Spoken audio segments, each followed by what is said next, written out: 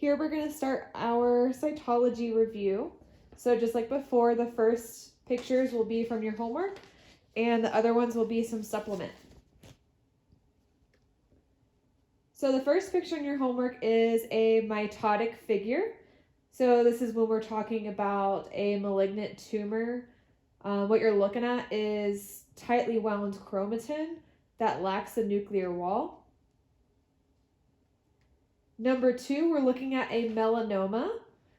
It's similar in the fact that it has these granules, like a mast cell tumor, but these black pigmented granules will consider a melanoma.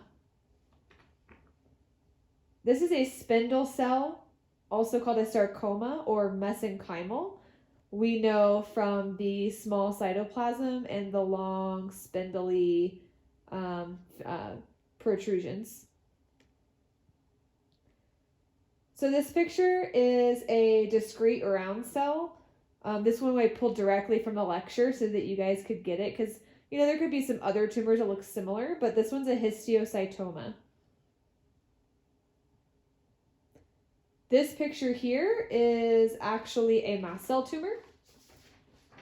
And you can tell by all the granules, and then remembering that mast cell tumors are involved with histamines. Number 6 is parabasal cells that we find during anestrus. They are generally uniform in size as well as their nucleus and a smaller cytoplasm. To throw you off a bit, we switched it up to number 7 being a cornified cell, where it's starting to have that chip figure to it, but still has a little bit of nucleus, so it's a superficial cell during estrus. These guys are anucleated cornified cells that are also during estrus.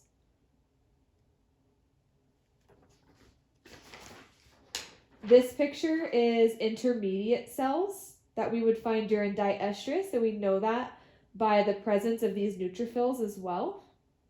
And you have some small intermediate and some large intermediate, where the edge of the cells are starting to change shape to become cornified at some point. And then you have a little bit of kind of small intermediate that are coming from parabasal cells.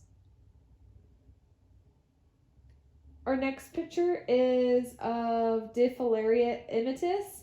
This is our heartworm microfilaria. This image is a macroconidia of ringworm or microsporum species. And remembering that this is zoonotic. And another word for these is dermatophytes. Knowing that it's a fungal organism. Kind of a pretty one. Number 12 is yeast. So we have our little footprints in the snow. And there's actually, it looks like to be some little cocci bacteria to compare for size.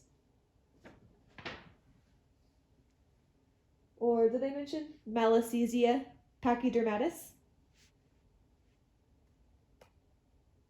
This picture is sperm. Another, we kind of shortly mentioned about doing sperm cytologies to check for motility, for morphology, for concentration. So that's like quality of sperm for breeding purposes. And then going back to our Giardia little guy. So the one we looked at before was actually stained with like a different kind of stain, but this is an iodine stain, which helps bring out the cyst, as you can tell. And then a picture of our trophozoite in that same iodine stain.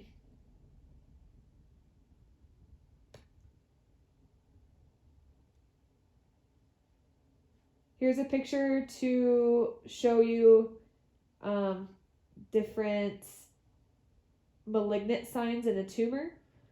So you've got some large nucleus, some smaller nucleus, and then there's a lot of this little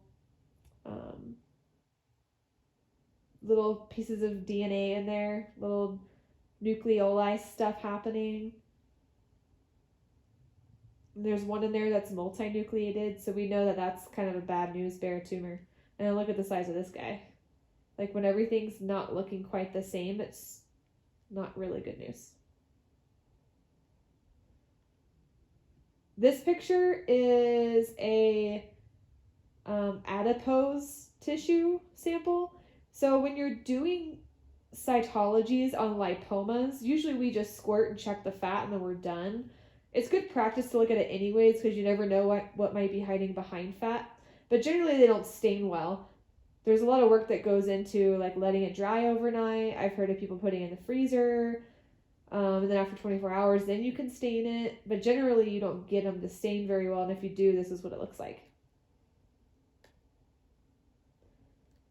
This picture here is a little kitten with ringworm that actually is fluorescing with our Woods lamp. Well, super rare that can happen. Not that it's super rare, but it's just unreliable. But this is just a good example. And then we looked at a lot of examples of DTM jars in our lectures, but this is what a positive would look like, where the orange media turns red and then you have this white fluffy growth. So this is our last picture of the slide. We briefly mentioned about rabies testing and how it's a fluorescent antibody test. So this would be like a negative test and this would be a positive test for rabies. But it's kind of a cool thing where, they get their brain tissue sample and they have a special microscope and special fluorescent dyes but just knowing that this is how it's done and what it looks like.